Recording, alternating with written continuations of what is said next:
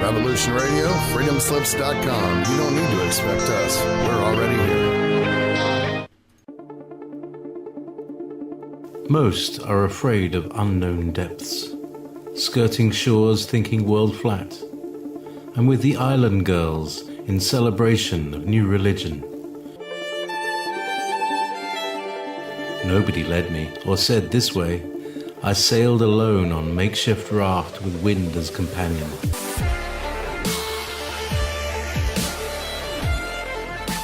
Fate for deliverance, confidence enough to assess new disposition. Seekers of lost paradise may seem fools to those who never sought the other worlds. Welcome to Momentary Zen with Zen Garcia. Visit www.fallenangels.tv. You're listening to Revolution Radio. As little as long ago, or as far away as forever. This is where we meet to celebrate what never was, as it comes to pass. All right, let me see. Doug, are you there, brother? Can you hear me at all? Okay. We have with us as guest this evening Douglas Elwell, who's going to be speaking about um, the release of his latest book.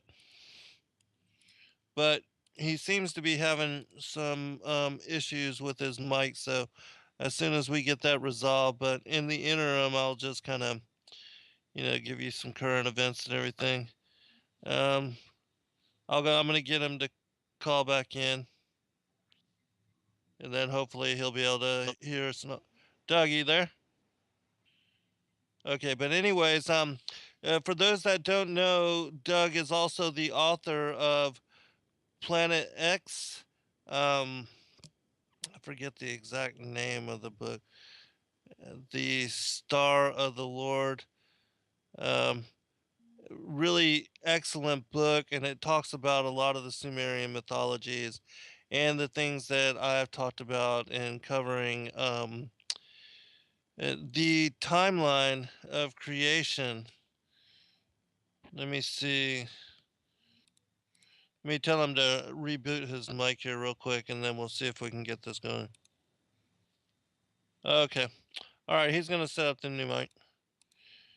And then if not, I'll just call him by his house number because we've got that as a backup as well. So, but we'll give him just a few minutes. But anyways, Planet X, the Sign of the Son of Man is the name of that book. And Doug and we've done a number of different shows, but specifically that one covers the, as far as the return of whatever Planet X may be, and its interactions with the Earth, and how it might have possibly led to several occurrences, like even the flood of Noah's day, and possibly that of the repercussions with surrounding the Exodus, and also with the signs that were found in the heavens during the crucifixion, possibly even. Hello, testing. Hey there, Doug. Hey, how are you, brother? I'm good. How are you? Good, man. And I'm glad that you were able to get that situated. But I was just telling the listening audience about your previous book, and the latest one is going to be on giants. And so, do you have a title for that one yet? And do you have a tentative release date? The title I'm going to keep hidden for now because it's I don't want people to know it quite yet. Sure. It's going to be basically about the giants, based on my original articles on Mysterious World, with a lot more added on, extended, doing what I wanted to write about originally but didn't have time.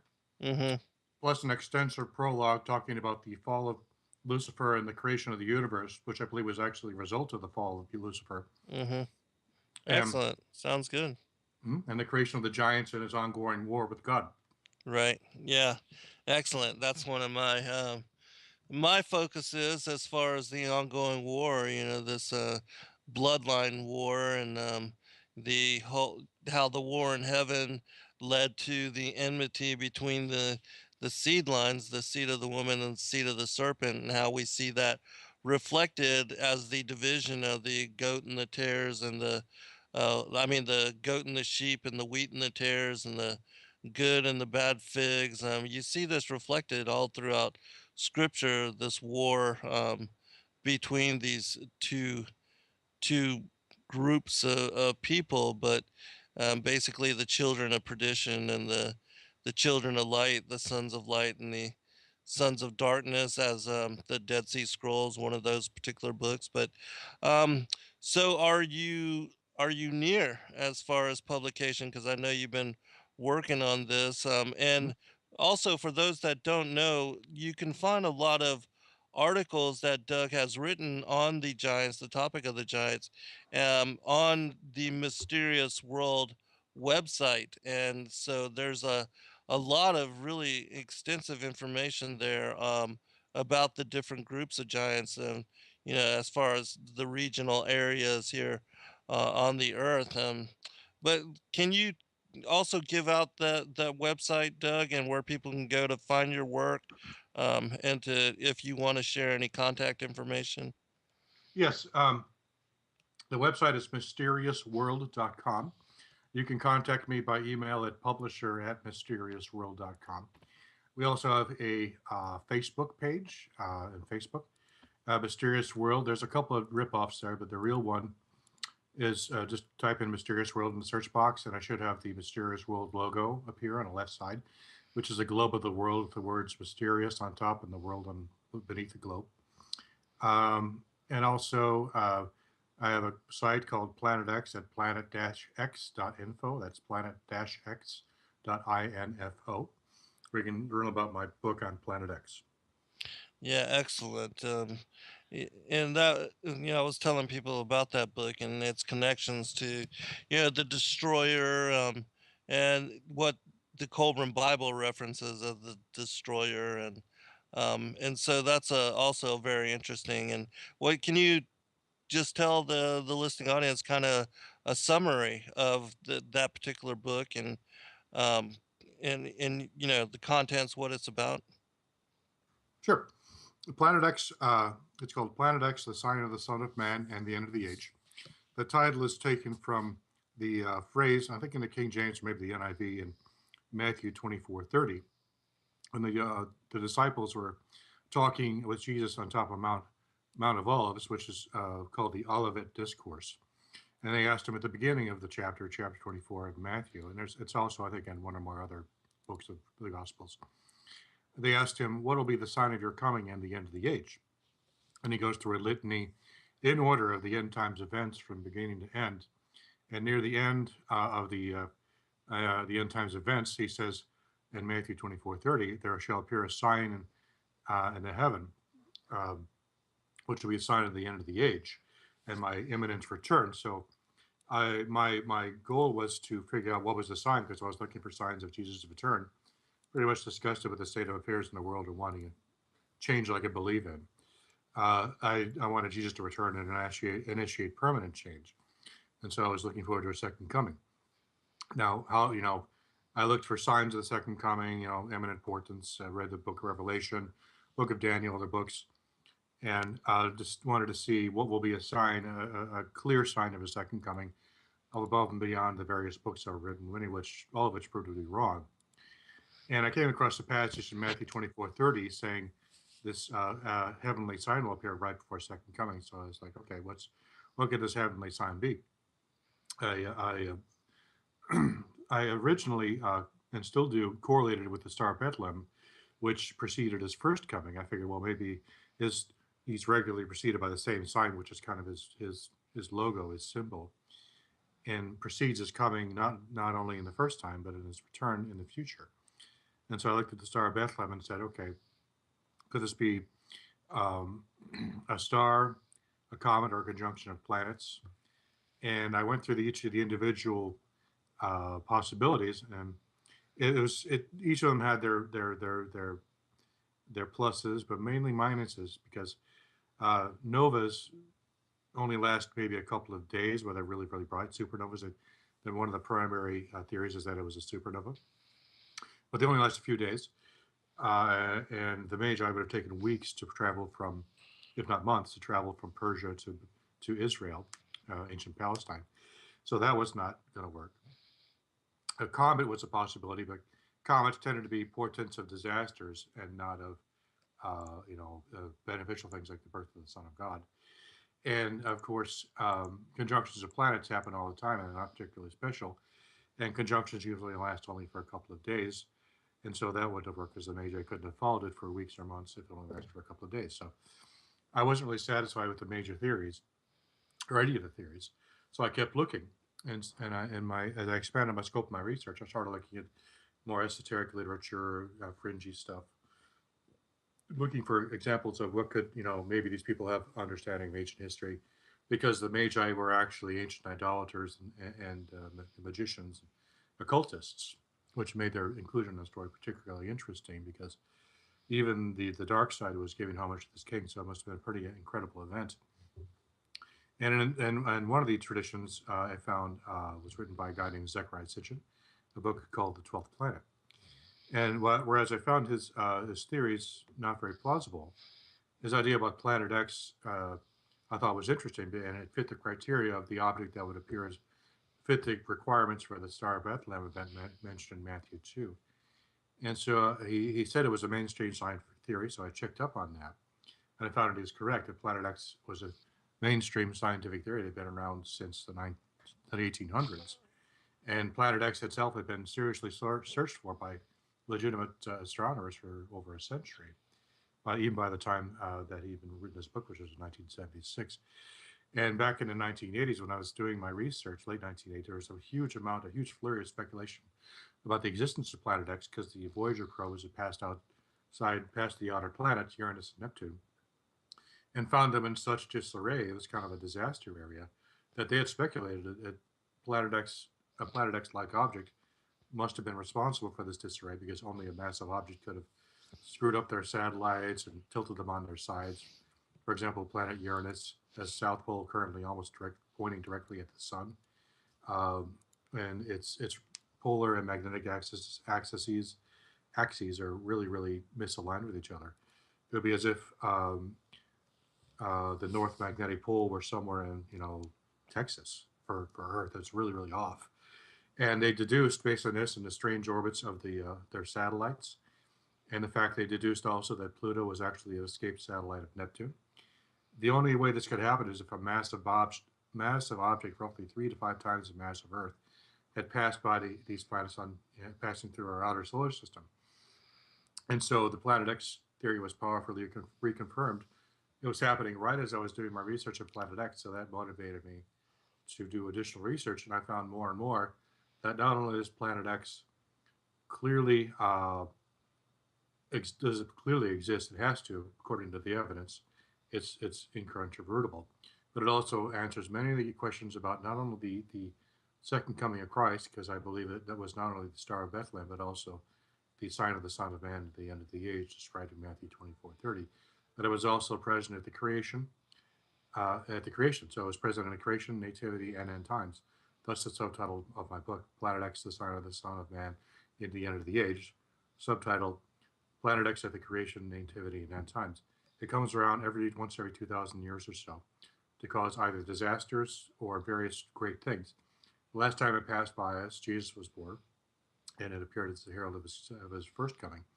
Next time it'll come as a herald of his second coming, but this time it will bring disaster. And that is the essential thesis of my book. Excellent, excellent.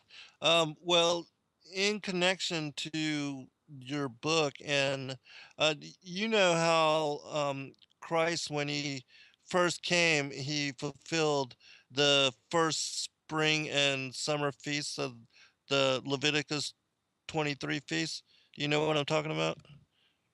I'm not sure. Okay, well, I was just gonna ask you.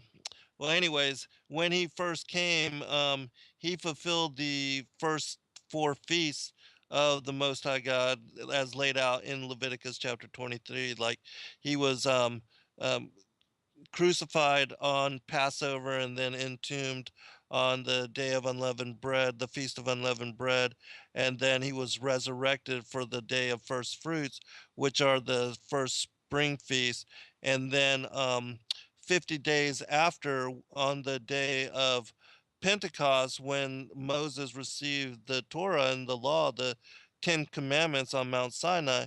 This is also when the Spirit, the Holy Spirit, came upon the apostles, and they were found speaking in tongues, and they were understood by all the different people from all the different nations of the world. But anyways, in his return, he is, according to the feast, it should align, and he should fulfill the three remaining fall feasts, which are the Feast of Trumpets and the Day of Atonement and the Feast of Tabernacles. And so, because you don't know about it, I won't be able to ask you about it. But what is your do you follow at all the Levitical feasts, and like, Passover is coming up on this upcoming Saturday? I didn't know, what did you think about the feasts, and That do you makes a lot of recognize them at all? that makes a lot of sense. I haven't studied Jesus' life in terms of the Levitical feasts per se, but what you said makes a lot of sense. I mean, he came to fulfill the law and the prophets, Right. and that's part of the important part of the law, are the feast days. So I Yeah. do believe Jesus' entire life was a one long ritual where he was Right. fulfilling the entire law piece by piece, and you could probably find every part of the law fulfilled in some part of his life. Yeah, absolutely. I'll send you a chapter that I wrote in my latest book, which talks about the feasts and everything. Because according to his second coming, and in my opinion, the feast will be in connected to the the calling up, the catching away. That this will fall on the Feast of Trumpets, and then when he takes and assumes the judgment seat, and every knee shall bow, every tongue confess, that will fulfill the Day of Atonement. And then when the New Jerusalem descends, and the righteous and those that are counted as among and numbered among the elect, are allowed to enter into New Jerusalem, that will begin the millennial reign, and that's how the fall feast will be fulfilled by his second coming. But anyways, and so, why don't you go ahead and lay the foundation for your next book, and the where you want to lead the discussion as far as giants, because this is a totally interesting subject, and one that has a lot of people now investigating and looking into. And so I'm curious as to how you're bringing forth, and what you are writing about in specific with your upcoming project. Okay.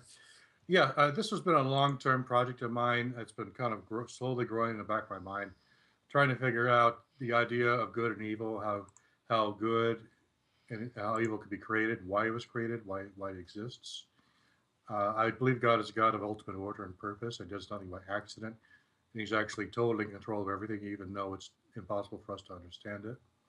Unlike that, I believe everything is predefined. You're probably familiar with the movie The Matrix, correct? Yes, absolutely. And people use that analogy ad nauseum, but allow me to do it one more time. Is that in order to fool humanity into thinking that they had free will, the Matrix, that is the architect, had to put in the illusion of choice. And that's why they created the program known as the Oracle, which let them think that they were able to choose, but whereas they were not able to choose, they created an illusion of randomness, so that let them think they had choice, but the end was always going to be the same. And so they always end up with another chosen one at the end of a certain cycle, and he ends up making a choice, and that isn't really a choice, or he's maybe the only person who can make a choice. And so I think that's the way the universe actually is. When Satan fell, he did so because the Father wanted him to do, because it was part of his larger plan. Satan did not fall because he cannot fall theologically, because that would mean God was not all powerful.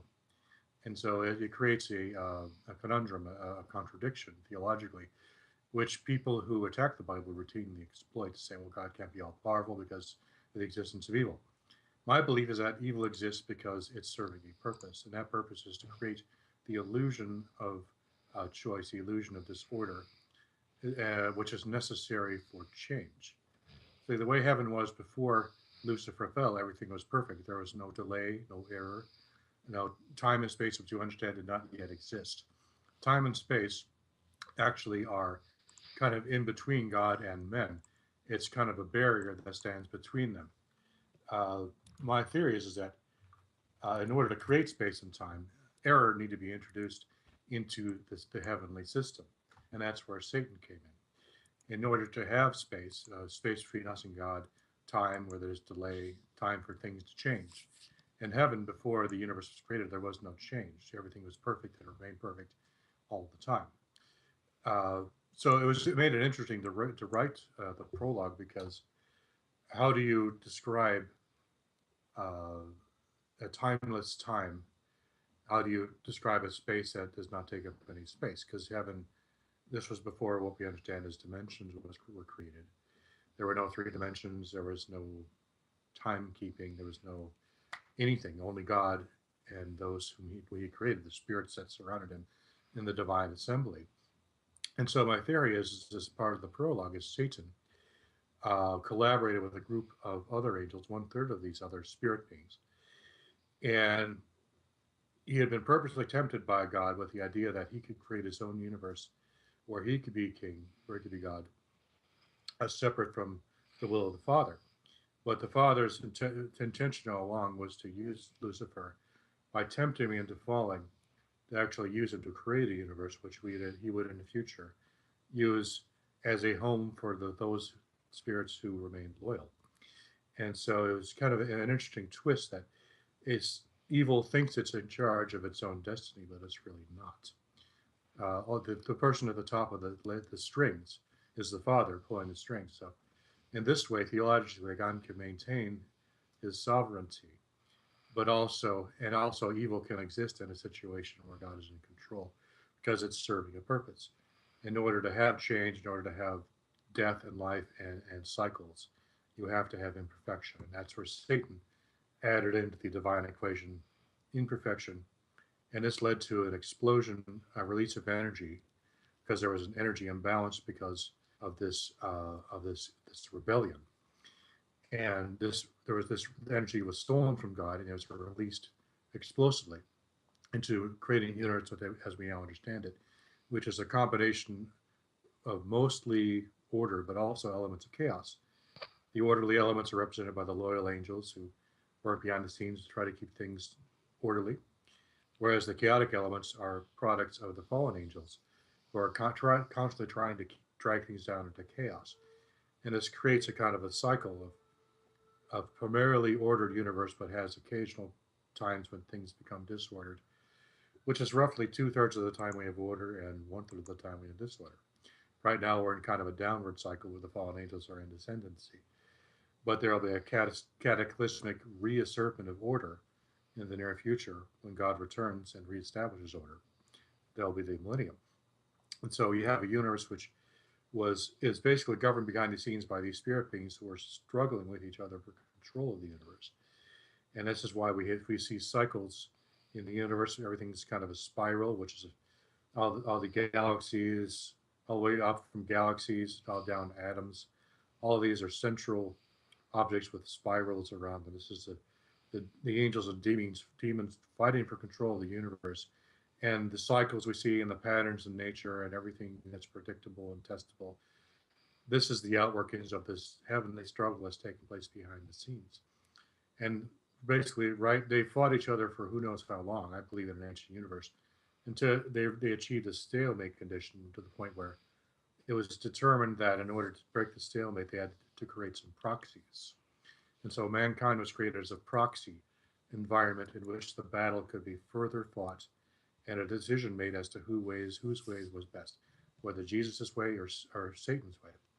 And this battle would determine the outcome of the war and who would end up ruling the universe. And so you have Adam being born, but then Satan corrupting him per the pattern. God creates, Satan corrupts. And this happens over and over again throughout history until an incorruptible being was created, that is Jesus, who broke the stalemate, died for our sins and an all once for all sacrifice, and went back up to heaven. And if we believe in him, we can go back, we can return to heaven to live with him forever. But this is, without that tiebreaker, we would call it an eternal battle, where things are orderly most of the time, but Satan would always have his time where he was in ascendancy, like we are in now. And so it was a permanent cycle which could never be broken unless you had a tiebreaker. Jesus himself coming into this, incarnating into this reality that we live in, this kind of a virtual reality, and creating a way out for us.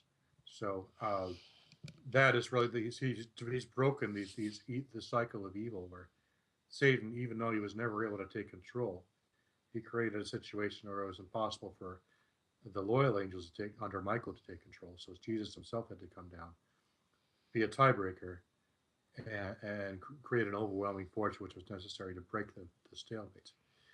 And so here we are near the end of this eons long battle. Jesus is about to return and break the stalemate forever, and will be taken out of this veil of sin, these fleshly clay pots, and given eternal bodies which can no longer be subject to Satan's control. And so that is kind of the basis of the prologue behind the book on the giants, is who we are, why we're here, the battle that's going on. And now we understand why the giants were created, because of the proxy war. They were fighting a proxy war between God's seed and Satan's seed. Now, Satan was unable to create his own seed because he lacked his resources and intelligence. But he was intelligent enough to modify God's original design to make it so that it was, quote unquote, improved upon. So that's what the giants were. They were Homo sapiens plus. I call them, in my book on the articles on the giants, I call them Homo artificialis. That is artificially manufactured mankind. Mankind has been altered. And these giants were designed not only to out-multiply, but also to militarily defeat and even... All right, we'll be right back, everyone. That was excellently laid out, Doug. We'll be right back.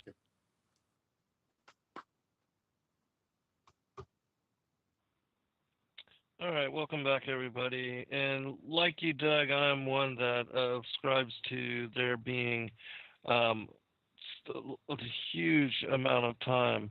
How much that is, really don't know, but I do believe that between Genesis chapter 1, verse 1 and chapter 1, verse 2, that something occurred that led to the earth becoming without form and void, and that when you look up that the word, that it actually is alluding to a ruinous heap, and that something led to the earth becoming a ruinous heap, and that what is described in the latter chapters and the latter verses of Genesis is the recreation and the reformation of the earth, and with the firmament and everything.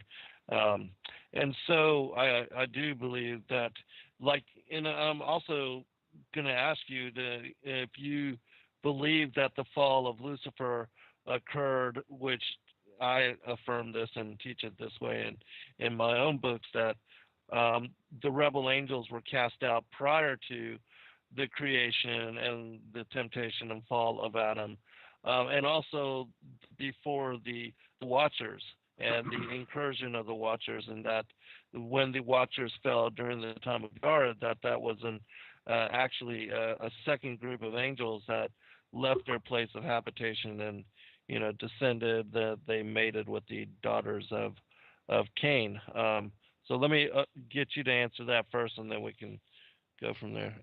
And also comment on, if you want to, about the gap theory and all that.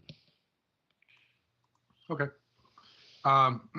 Basically, I believe that the universe was not, the fallen angels did not fall before or after the universe. The creation of the universe was a direct result of the fall. Mm-hmm. The angels, there was a war in heaven. There was incalculable amounts of energy being expended in a battle between spirits that existed at a higher level of existence. I mean, a single drop of that power could probably take out an entire galaxy. It's that much power, probably. And my belief is that in order to have an explosion of energy so vast to create an entire universe, you'd have to have some kind of a release of energy at a higher dimension.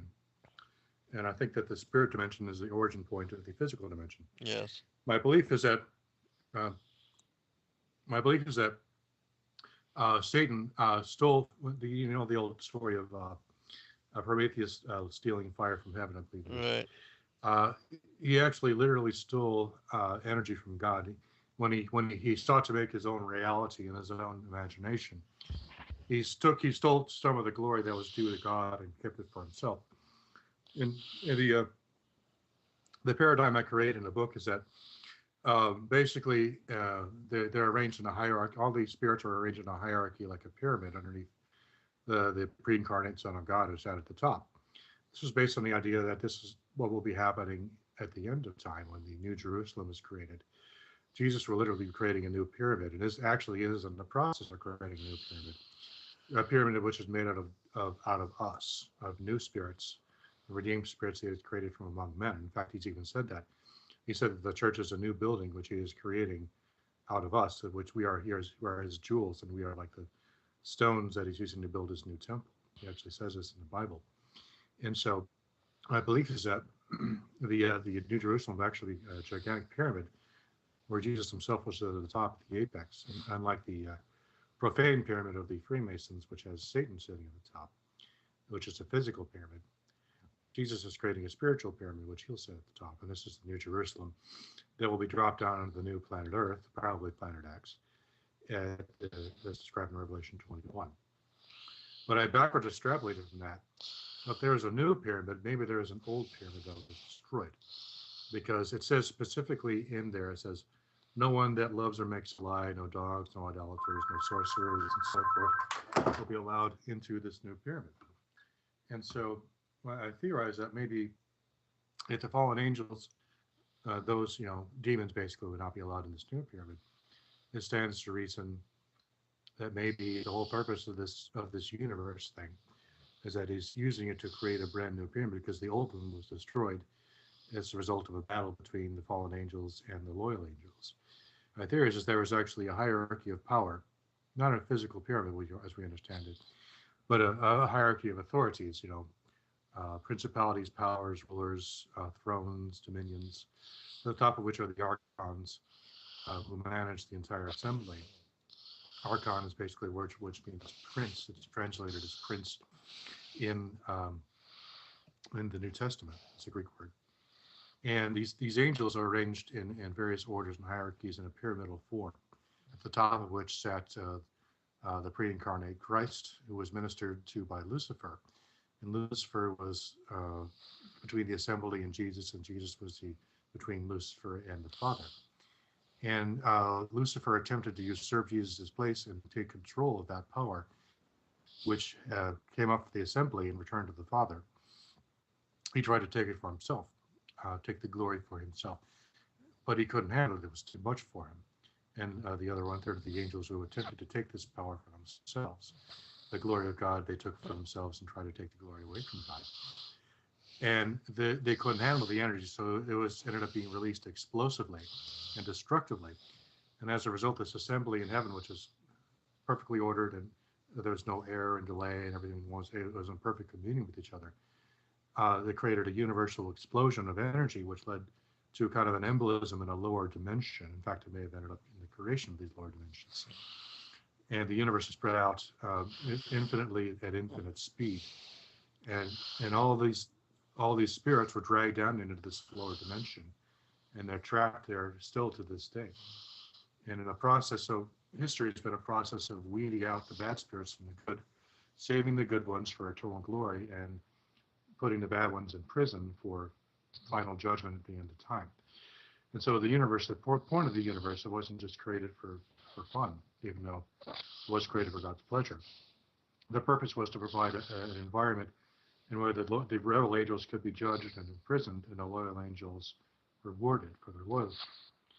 And we, I think, we're being created to replace the fallen angels who are being taken out of the assembly.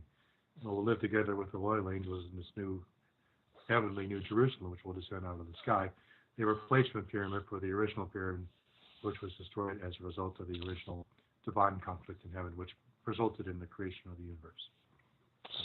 Wow, that's pretty heavy, and it's in the things that I've written about. It's amazing how similar um, a lot of what you are mentioning and talking about is what I also believe and have thought about as far as the war in heaven.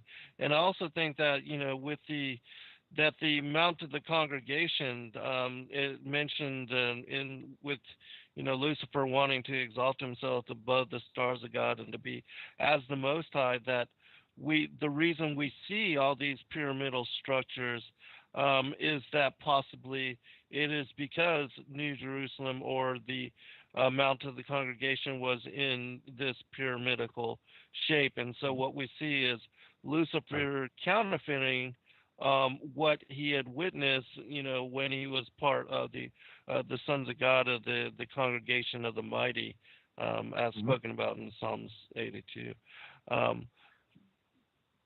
It wasn't a physical mountain like a dirt mountain. Yeah. It was a mountain of power, a mountain of spiritual energy. Mm-hmm. And if I could quote Isaiah 14:12-15, I actually have it as the first part of my prologue. It says, "How art thou fallen from heaven, O Lucifer, shining star, son of the dawn?" This is my translation. Yeah. "How art thou cut down from the ground to the ground, you who exploited the nations? For thou hast said in thine heart, I will ascend to heaven. I will exalt my throne above the stars of God. I will sit in the holy place on the peak of the mountain of the congregation. I will ascend above the heights of the clouds. I will be like the Most High God. Yet thou shalt be brought down to hell, to the bottom of the pit." See, this is the essence of Satan's rebellion. He wanted to replace Jesus as the one who sat on the throne. And so there was a conflict there, and that conflict resulted in a war which destroyed this heavenly mountain because it doesn't exist anymore. But there is a universe in its place. And so at least it might be there. My theory is that it was actually destroyed, and the universe was created on the energy that was released from that. This is why the universe has elements of order. We have mathematics and geometry, which seem to echo a higher reality, which was most perfect, but it's now degraded into something less. Satan tried to steal this energy and turn it into a form that he could use to create his own reality, a greatly inferior version to that of the Father had created for them in heaven, which was perfect and unchanging. But in order to ascend to the throne and create a reality where he was God, he had to alter reality. In order to do that, he had to create his own reality. In my opinion, we actually may be living in Satan's nightmare. His mad dream of power. We're actually caught in his nightmare. This temporary thought, because we're living in a single thought that has lasted for infinite amounts of time almost, but in heavenly time might be less than a second. We might be Satan's dream. You might be dreaming about it. We don't know what's actually going on at a higher level.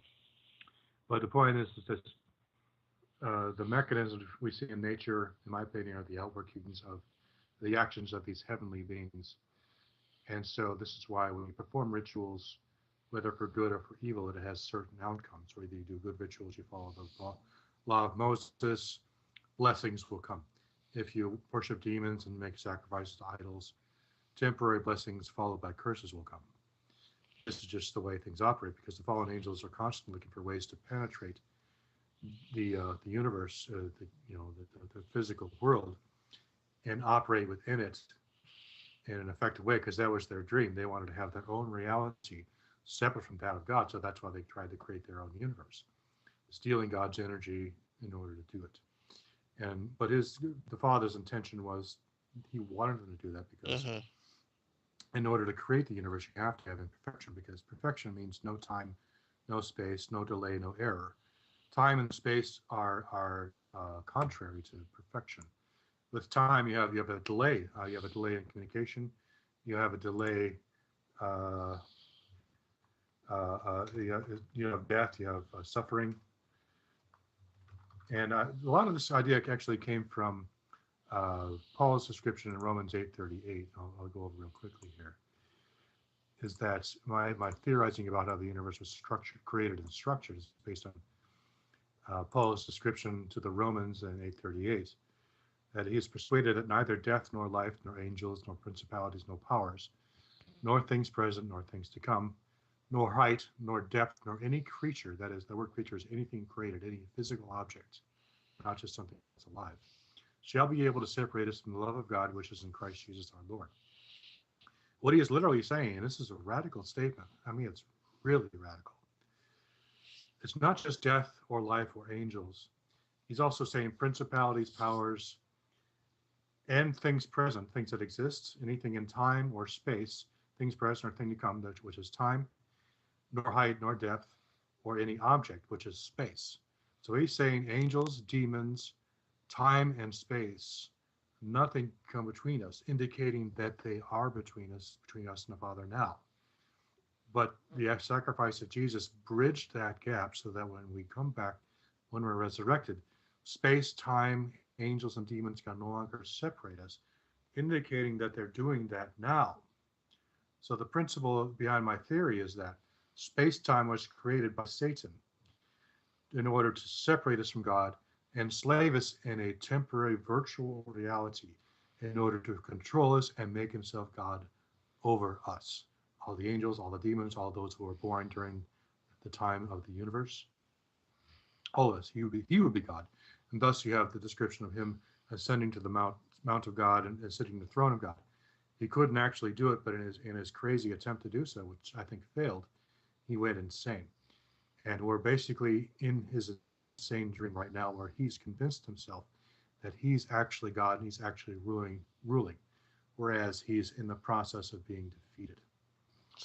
Wow, that's fascinating. And, it reminds me of the description in the Nag Hammadi codices with the demiurge and Yaldabaoth, and the creation of the visible world, the visible universes, being under the authority of the demiurge Yaldabaoth, also referenced as Saklas and Samael, the angel of death, which is interesting in its of itself because in the Targum, the translation, the Aramaic translations of the Hebrew Torah, Samael is the name of the Nakash, the serpent in the garden which beguiled Eve and impregnated her with Cain, resulting in leading to the war between the bloodlines, the seed of the woman and the seed of the serpent. Correct. Two Proxy war. questions.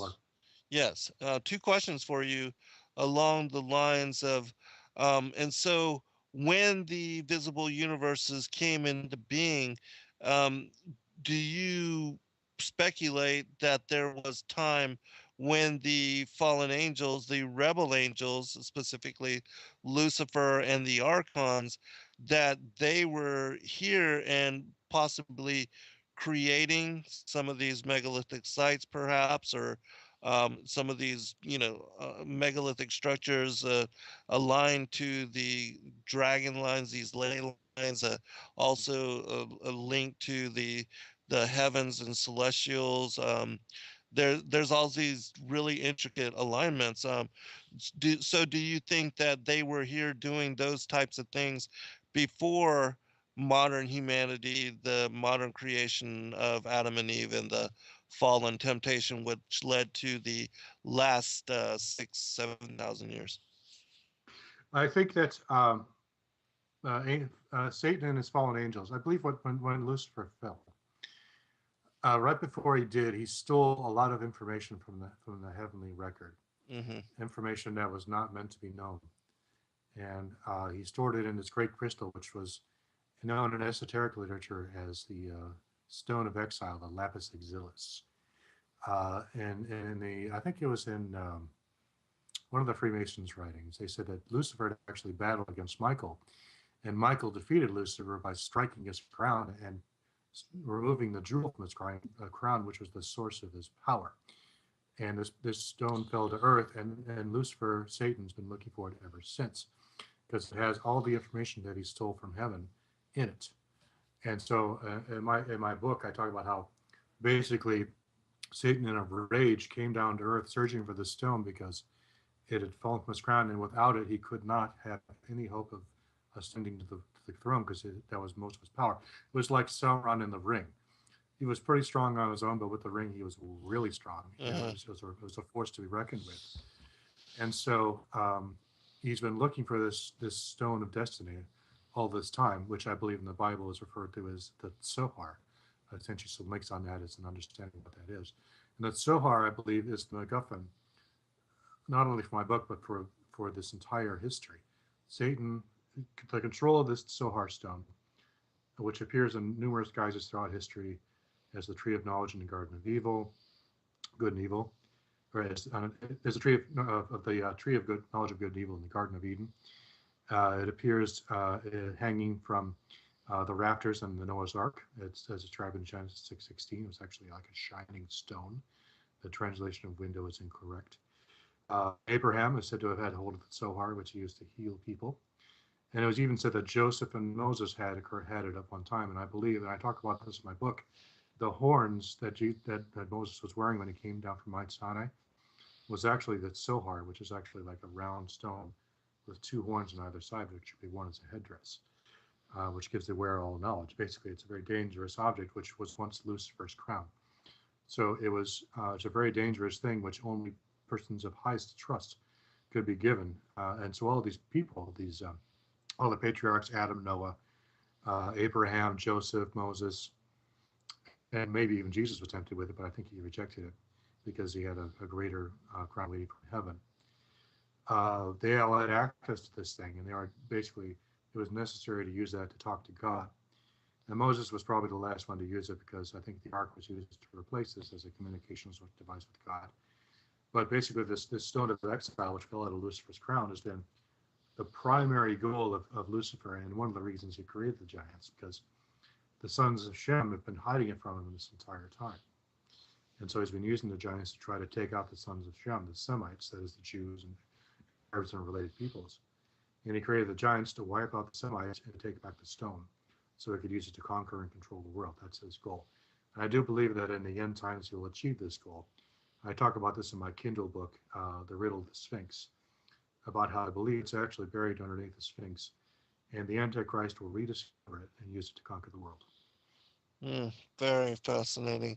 It leads me to something that I had read in a book called The Assatir, which speaks about Adam when he was cast out of paradise, exiled from paradise and banished here to the earth, that he was given 4 books.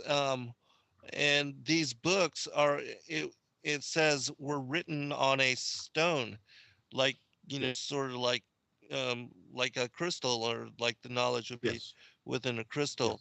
Yes. Can you? Sapphire stone. Yeah, exactly. I can tell you exactly what it is.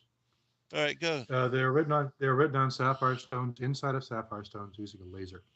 You can use crystal, transparent crystal, to read and write data using a laser. Sapphire stone can also be used. It is believed that the Torah stones, the stones of the law that were inside of the Ark of the Covenant, were actually written on sapphires. Now, you couldn't put all that information on the outside of a stone. It would be too small to be readable. And in fact, sapphire is so hard that only diamond is harder, so I literally could not have carved anything on the face of the stone. It's impossible. Sapphire stones are only hard. The only harder thing than sapphire is diamond. And so there was something called an ancient, Solomon had hold of what was called a shamir, which it was believed it was used to create this temple, and it emitted a bright red light. And I suspect it was actually a ruby laser. And what they did was, Moses didn't create these tablets, but God's servants did, using a laser, and they used it to write data inside of tablets, which were circular, basically like hard drives, except they were made out of clear sapphire, transparent sapphire, probably artificially made.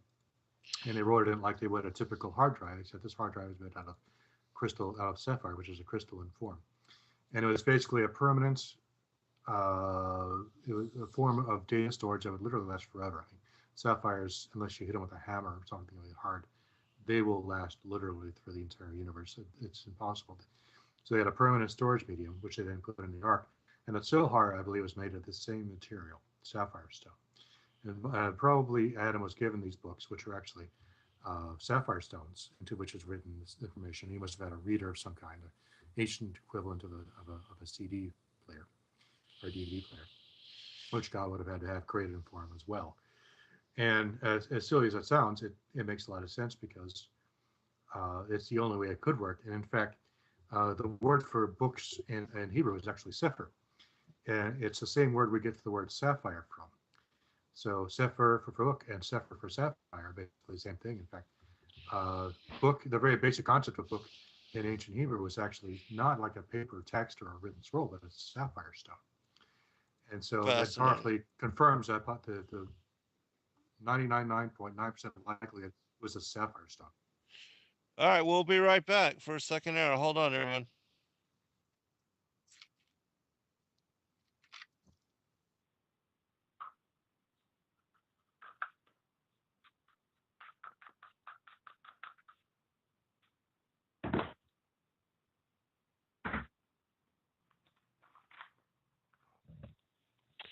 Welcome back, everybody, for second hour. I'm your host, Zen Garcia. This is Momentary Zen, and I'm honored to have as guest with me this evening Douglas Elwell.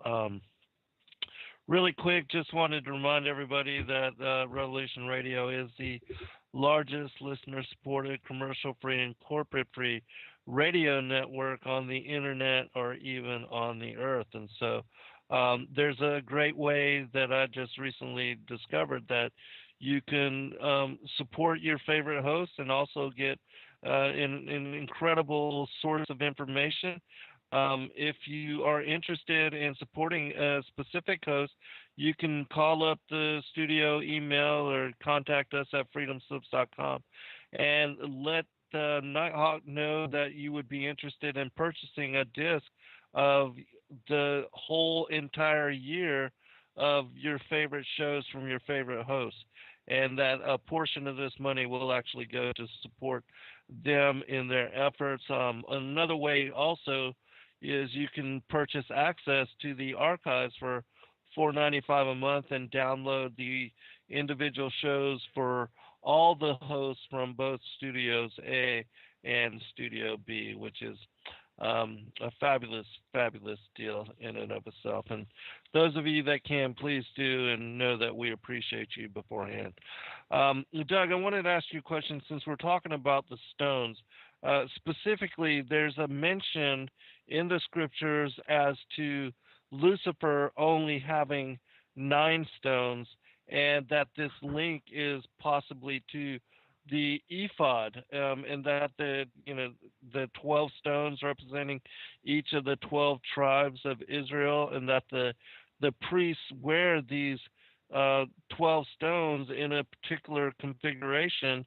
And do you postulate that that also has something to do with tapping into knowledge source or anything of that nature? It's a good question. In my research on the Sohar stone, I researched Hebrew understanding of the stones of the ephod and so forth. And they believe that they are actually means of communication between heaven and earth. In fact, they believe that the stones in the ephod actually shined, and maybe in a pattern to indicate yes/no answers, or even use some sort of Morse code type situation where they're actually able to make entire sentences and communicate that way. Could be that I believe that Satan was the original high priest, that he was the communicator between the intermediary between God and the earth, and he had an ephod or ephod-like device which he used to do that as well. In fact, I can go ahead and say that the high priest and all the patriarchs and those who interceded wearing the multicolored cloak or the hock, which Moses had, a special belt, the robe that Elijah had, they all were given elements of Satan's old technology in order to communicate with God. I believe Satan actually had a robe and all kinds of other stuff that he had as part of his divine vestments, which were necessary to not only to protect his physical form, whoever he was physically possessing, but also allowed him to communicate directly with God and follow his orders. And I think that a lot of these vestments, in fact all of them, are still on earth in various places, and various holy men throughout history have been given these things in order to give them unusual powers, in order to prove the power of God over the false gods of the nations.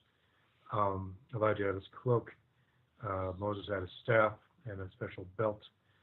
Actually, Elijah had a belt too, and possibly some other things. And so this is actually what we would call Satan, Satan's representative, which he inhabited and possessed, was wearing what we would call high technology. And Satan had created this very high technology, which is high even by modern standards, to allow him to properly administer the earth without fear of being hurt. It gave him great power and great defensive capabilities. Basically, the analogy I would use is that if you have all the Avengers together, all their superpowers are combined into one person, that's what he'd be like wearing all this stuff. He's got a special belt, which can apparently made him very strong, possibly allowed him to run very fast. That might have been a source of Elijah's ability to run faster than a horse. And he also had a staff, which maybe allowed him to rain or not rain. Also the cloak, which protected him, possibly made him invisible. And a special headdress I was talking about previously, which gave him insight to all things and all knowledge. And so Satan had probably the original high priestly garments, because he was the original high priest. All the priests and patriarchs and powerful men like Moses, Elijah, Joseph, Abraham had some, or possibly all, it's not clear, of these vestments and pieces of equipment that he was wearing. Originally, Satan was wearing before he had them stripped from him because of his abuse of the power that it gave him. So you can think of all the patriarchs and the high priests between Satan and Jesus as temporary fill-ins until Jesus could come to earth, live a sinless life, die on the cross, and rise again for our sins. There was a temporary means of achieving communion with God, which otherwise was impossible because of Satan's blocking of them. But Jesus was able to, and I was able to do it without the need of this technology. And I believe he was actually tempted at various points in his life with these objects, with the divine headdress, the silver stone headdress, with the staff, with the cloak. I believe actually the cloak that was put on him by, I think it was Pontius Pilate. It was probably the coat of many colors, the ketonet vestment that the high priest used to wear, which gave him protection. That might have been actually put on him as a royal robe, which he misunderstood its power. But Jesus did know its power, and he was tempted by it. If he had put on these vestments, which he was offered by Satan, and you could use these vestments to rule the world, because they would have made him invincible. He could literally rule the world, but he would have done so using Satan's technology. And he would be doing it Satan's way, using Satan's methods. But that's not why he was here. Satan's method is technological, whereas Jesus' method is spiritual. Right. And so he knew that he had to live and die and rise from the dead in order to take on this spiritual form, which these vestments and garments were designed by Satan to try to replicate. The spirit form will be extraordinarily powerful. But through the use of this technology, Satan was trying to replicate this ability. The like this force field he probably kind of had around him to defend himself with various types of high technology weaponry, massively powerful computers, all built into this efficient suit he was wearing. I believe when Jesus was in the wilderness, he was tempted by the ketonet, or by the Zohar stone, which Satan actually used to show him the entire earth in an instant. This thing is like a computer with a visual interface, which you can use to display on. It's a giant sapphire stone, about 20 to 22 inches in diameter, shaped like a lens. And it had all knowledge written inside of it using a laser, like I described earlier. It was basically a extraordinarily, if not infinitely powerful, ultimately powerful supercomputer, the most powerful kind of supercomputer, which he had all knowledge in, and he was able to use it as a sort of a monitoring device to watch over the earth. And he used this thing to show Jesus all the nations of the earth and everything he controlled using his device. And he said to him, you can rule over this if you just bow down and worship me. You take on this crown, my crown, and rule in my stead as basically the Antichrist. Jesus refused this because he really had a greater crown waiting for him in heaven.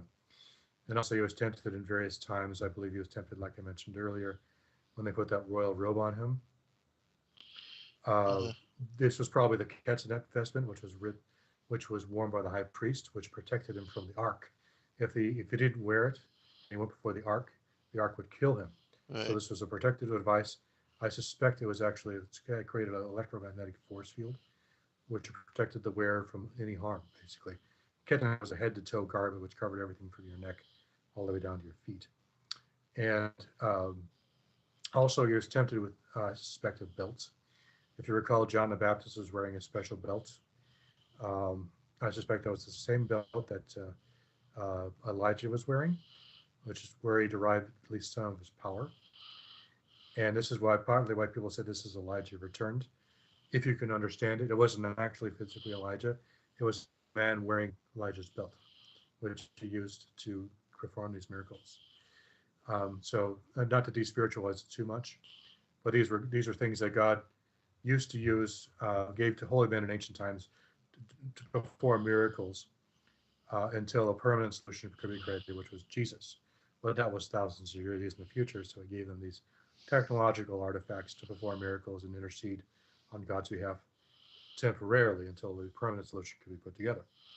And so Jesus was tempted with the belt because John the Baptist had the belt. He could have said, "Hand it over, John, because I'm Jesus and I should have this." He didn't say that. So John kept the belt. The cat's neck garment was taken by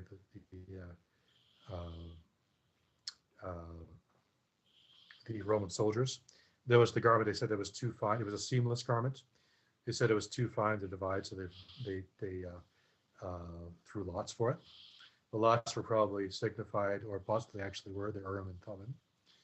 So Jesus had an opportunity to grab this ancient helmet, the ketanet, protective garments, also the Urim and Thummim, which he could have used to communicate with God himself and do prognostication.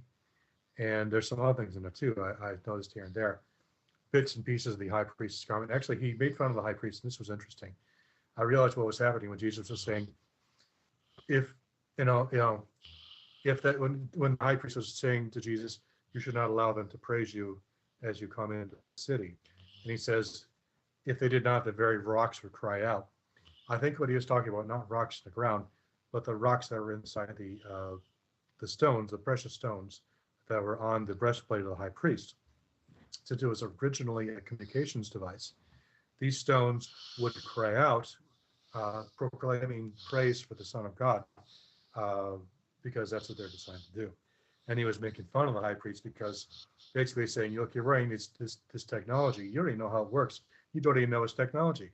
You're just strutting around in this thing like you're God's right hand, but you're actually an idiot because you don't even know your ancestors used to use this to talk to me. And here I am standing right here in front of you, and you don't even have a clue. Not only do you not understand the communication device that you're wearing is supposed to be used to talk to me. I'm standing over here talking to you. You don't even recognize me. You are an idiot. He said so. This was a very, very clever insult. And Jesus said, basically, you are an idiot. You're completely clueless. And you have no right wearing that garment because you're an idiot. And so he had opportunity to take the breastplate away from the high priest. You could see where it points in his history.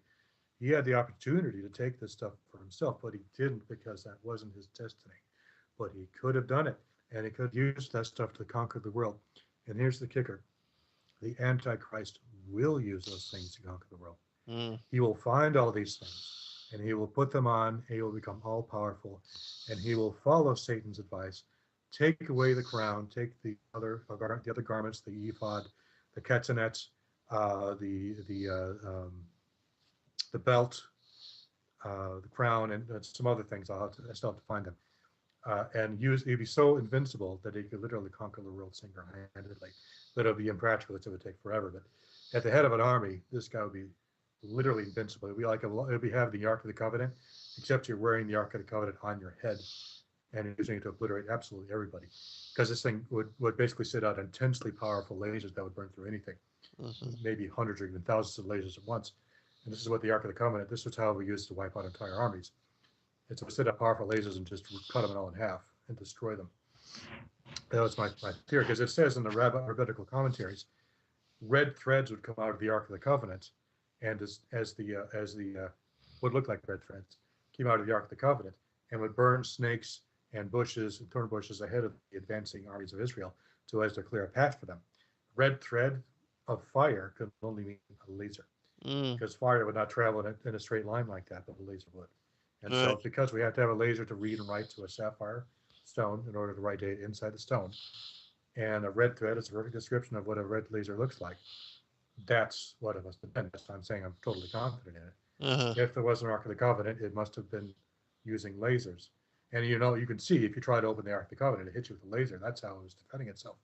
If you come near the Ark of the Covenant, you're not properly attired for it, its automatic defense system would kick in and fry you. And that's why the priests were sometimes killed, because they would get in there without the proper vestments or without proper incense or whatever, and then zap, burn a hole in them, they're dead. And that's the technology that we're working with. And so Fascinating. I put this all together, and this will be in the book, as the Giants were not only all about being strong, they're also highly intelligent, Uh-huh. and were able to figure out this technology and use it. And so part of their advantage they had over other humans is what they were able to create and use high technology in their wars and their battle against the sons of Shem, or the sons of Seth in the Old Testament, Right. and defeated them through not only their superior size and strength, ability to propagate, but also their high technology. Well, this leads me to another question. I'm going to actually just read this passage and then ask you the question. This is about the sacred garments, is what it says. And it says this in chapter 18 of a book called The Writings of Abraham. Before the death of Ham, the sacred garments were given secretly by him to his son Cush. Cush also kept them hidden, and in his old age gave them unto his son Nimrod. And when Nimrod was 20 years of age, he put on the garments, and he derived great strength and power from them. Um, Yes.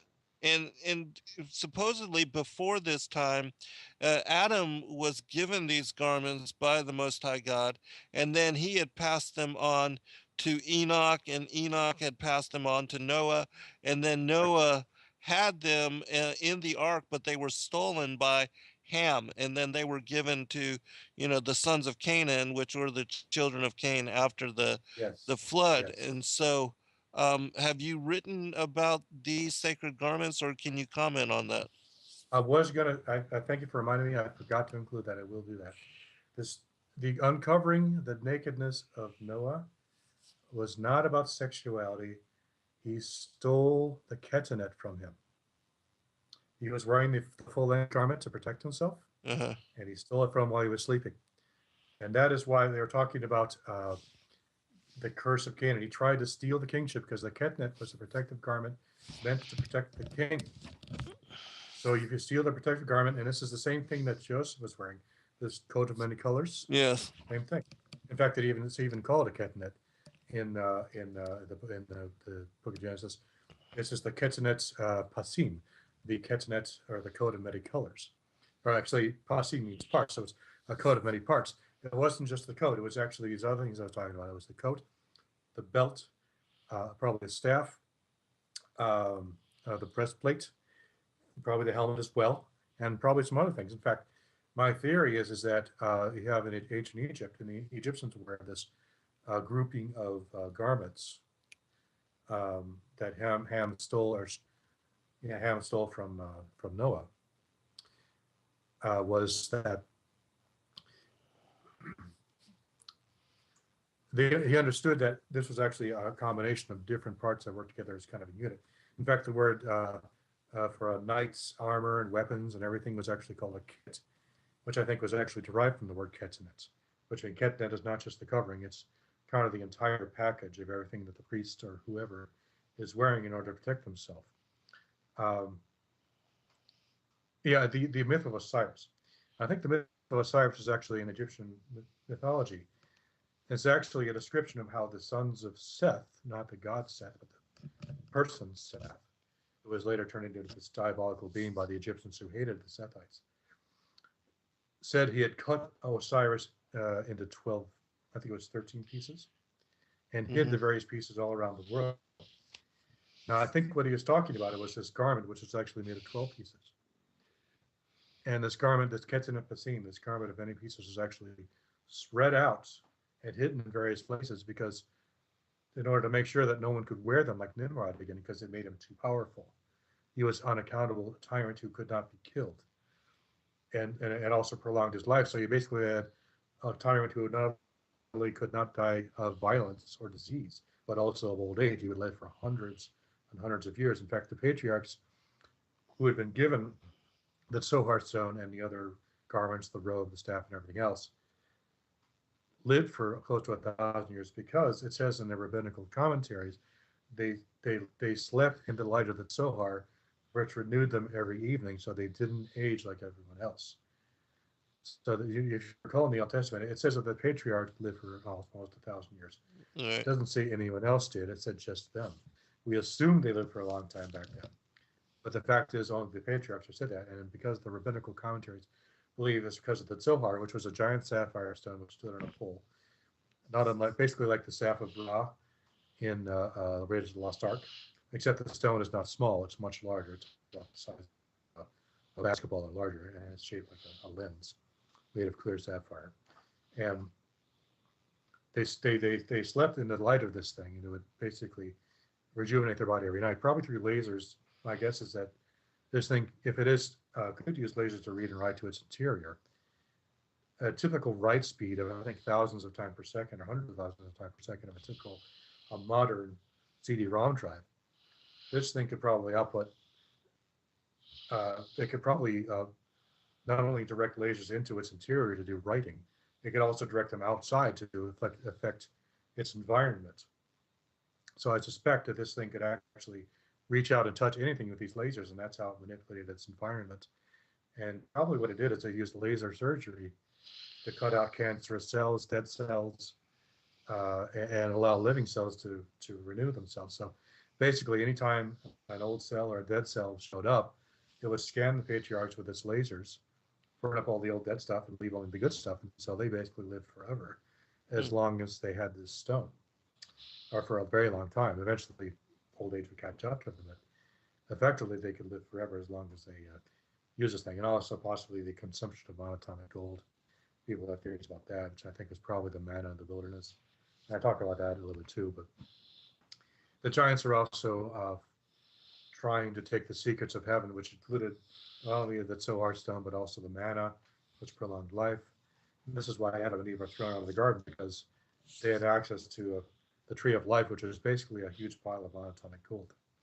And this was used to power the tree of life, which was the Zohar stone, which stood on a pole. So it was one unit.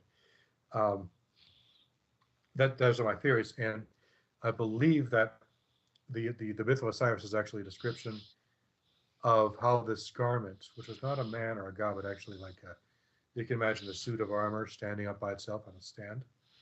That's what Osiris was.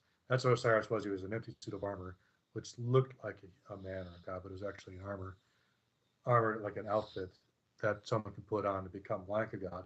It gave you like godlike powers. But the descendants of Seth, later known as the Semites, took apart this suit of armor and put its various parts or various parts of the world, hid it various places, so that no one person can get their hand on it and become a tyrant like Nimrod had been and others. And I believe in the end times, and probably right now, in fact, this is probably the reason we have so many armies all over the world, just like Hitler was searching for the Ark of the Covenants in Raiders of the Lost Ark. We have people all over the world searching for pieces of the 12 pieces of this Osiris armor. And the Antichrist will put it all together and put it on and to proclaim himself God when he's standing in the Holy Temple wearing this suit, wearing the Zohar headdress, which is exactly the same thing that we see on the head of Hathor. If you're familiar with that Egyptian goddess, this round red disc with flanked up by horns on either side. That's what the Zohar is. And this explains why Moses was described as having horns when he came down from Mount Sinai. He was wearing this thing on his head.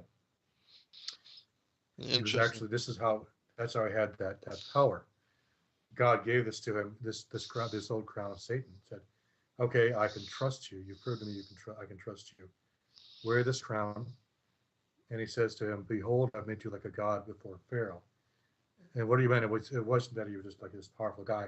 If you put on this crown, you literally become reincarnated in the eyes of the Egyptians. If he walks into the Egyptian courts wearing this crown on his head, it's as if Ray came out of the desert, their God, and said to them, "Do what I say, or I'm going to kill all of you." And then when they refused to release the Israelites, he proceeded to do that very thing, using the Zohar to achieve that goal.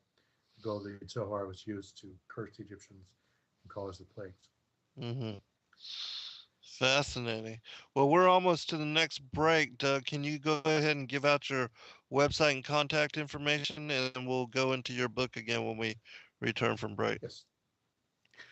Main site is mysteriousworld.com. That's www.mysteriousworld.com. That is for the Giants articles, and also planet-x.info for Planet X. All right. Thank you. Hold on for final segment, everyone.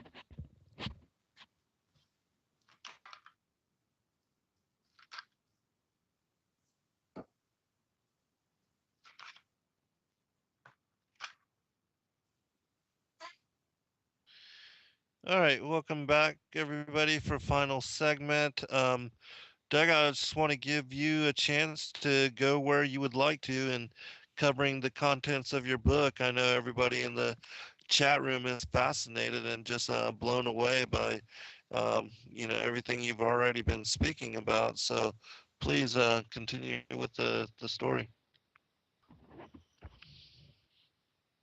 Doug, you there, brother? Sorry, I was on mute. Okay, no worries. When it comes down, Satan came down from heaven. He brought down with him heavenly technology, which he stole from heaven, which he wanted to use in order to rule over the people of Earth, rule over Earth, all the universe. And he created a special garment specifically designed to make whatever person he inhabited, possessed, interact with the Earth invincible. And so this included his garments, the headdress, the breastplate, belt, staff, and some other things, probably 12 or 13 pieces in total. And this allowed him basically to be invulnerable to any attack, plus powerful ability to attack and destroy others on a massive scale. In fact, it was interesting when I was writing my book, Mysterious World Ireland, the section I wrote, I was looking into some of the ancient times of Ireland, and I found a very interesting story called the Battle of Moytura, where a group of people known as the Fomorians, basically Germanic peoples, came from Germany, sailed to Western Ireland and did battle with the Tuatha De Danann, who lived in Ireland at that time. This is probably around 1000 BC or so, and it was interesting because the Witch King was called the Wizard King of the Fomorians, a man named Balor, the Evil Eye, was described as wearing on his head this great red eye, out of which came this fire so powerful that it could destroy entire armies in a single glance. I find that very interesting because it sounded exactly like the Eye of Re described in Egyptian mythology, which had the ability to do the very same thing. And it also gave its wearer the ability to see at long distance, even have great knowledge and so forth. And my theory was that this is one of those sapphire stones we discussed, set in between two horns in a kind of a helmet apparatus, so that whoever wore it had like a direct brain interface between this computer-like stone and their own mind. It could actually be used to transmit data directly to their brain, writing it directly to the brain, making learning much easier. And this explains why Moses could learn all the mysteries of the temple and how to build the temple on the Mount Sinai in only 40 days. It would have taken somebody years or decades to learn all this stuff. But he figured it out in 40 days, and this is probably how he did it. I don't know if you're familiar, you've probably seen all the original Star Trek episodes, the original series. There was an episode called Spock's Brain, in which this very Hathor-like alien woman came onto the bridge of the Enterprise, took Spock with her, and basically, in order to take his brain and use it as part of a central computer complex because the old brain was dying. And it was interesting is that she was not particularly intelligent, but when she wore this special helmet, which directly injected information into her brain and taught her how to be very wise, it was basically programming her and using her to achieve this goal of achieving, capturing Spock and taking his brain away from him. The episode is called Spock's Brain from the original series, and it was interesting because the episode was framed, and I think Roddenberry used these stories to talk about esoteric stories, like the situation that was at the Hathor Temple. Mm-hmm. There's actually a Hathor Temple right by the mountain called Serbet al-Qadim in the Sinai Peninsula, which is one of the candidates for Mount Sinai. And there's a Hathor Temple right by there, like maybe a mile or two away. My theory is that Roddenberry was communicating through this story that he felt that the Hathorites had misused this ancient technology, this ancient Sohar stone, as a means of enslaving men and kind of taking over the Serbet al-Qadim temple, which housed an ancient temple of El Shaddai before the Egyptians conquered it and destroyed it and created the Hathor temple in its place.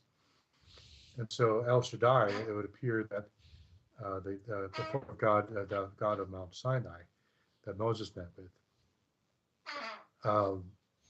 he was once king of that mountain, but it was co-opted by the Hathorite priests of Egypt. And so when the Egyptians, when the Israelites attacked the mountain and the Amalekite guards, they were actually attacking a group of peoples who were basically giant Germanic mercenaries who were especially tasked to guard the Hathor temple at Serbet al-Qadim and Serbet itself, which I believe was actually a massive gold repository like Fort Knox for ancient Egypt. And so the Amalekites were actually ancient Germanic giants who had been hired as mercenaries to guard the temple. And the Israelites were used to destroy them because they were spirit warriors, whereas the Amalekites were more physical. But they outnumbered the Amalekites and they had the Holy Spirit with them, so they defeated the Amalekites. And that was the source of an ongoing battle. God said of the Amalekites, I'll war with them with every generation. The battle between the Jews and the Germans during World War II was another episode of that Amalekite Semite battle. It's been ongoing for ages. But anyway, I believe that one of the ancient priestesses of Hathor wore this headdress, and it gave her supernatural seeming powers, where actually it was just high technology. And she was able to use that to conquer and control that region. And that's where the myth of the goddess Hathor came from. So it was not actually a goddess, but a human priestess wearing this device on her head, which gave the godlike powers. And I think Gene Roddenberry in his episode Spock's Brain was trying to communicate this concept that Hathor was actually a human being, a human woman, who was given exceptional powers by this machine, like computer-like device, which made her extremely intelligent. And it was interesting in the episode that the men and women were actually separated. The women lived downstairs in this high technology environment underground, and on the surface, the men lived like these cave animals with axes, like the Amalekites. I thought that was very interesting. I get into that a little bit in the book, and how it was interesting that there was a Hathor temple right by one of the candidates for the Mount Sinai, and the Hathor temple actually had a lot of implements that could be used and were necessary for the use of creating objects like the Ark of the Covenant, the lampstand, the table of showbread. In fact, it's Serbet al-Qadim, this mountain. It's a twin-peaked mountain, and which looks like a pair of breasts, and it's probably the reason the Hathor temple was put by there, because the Grand Tetons and the American, the American mountains. Same kind of concept. I think they probably put this Hathor temple, who was a fertility goddess, right by these mountains, because they believe this twin-peaked mountain was actually a symbol of fertility for the goddess. Whereas actually, the god saw it as his heavenly mountain and the contact point between himself and the earth. And so there was this conflict between the worshippers of El Shaddai, which Shaddai is literally the word breasts. Shad to be breast in ancient Hebrew. Shaddai is like a plurality. And so God had authority over this breast mountain, which looked like breast, which was kind of a symbolic of a woman. It was like his wife. Whereas Hathor represented the wanton woman who was separate from God, and like a feminist version of a wife who rebelled. And so when you have this interesting concept where the Israelites are like patriarchalists who are coming back to conquer this wanton feminist woman guarded by these paid mercenaries who are under her control, and take back control of this mountain and they're sitting at the foot of this mountain, kind of like God's heavenly wife, symbolized by the Twin Peak Mountain. And right nearby is this Hathor temple, which they've just basically broken down.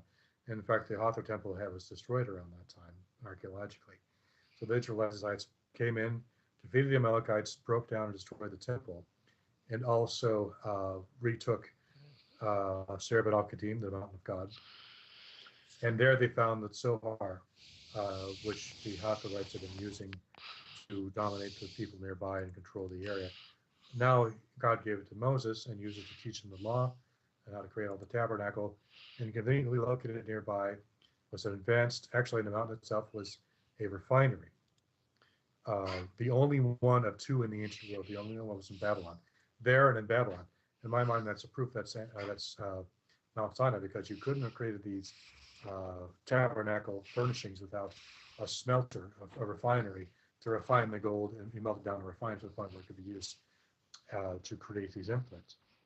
And there was also nearby in the Hathor temple all kinds of workshops and tools for cutting stone, because there was also vast turquoise mines nearby.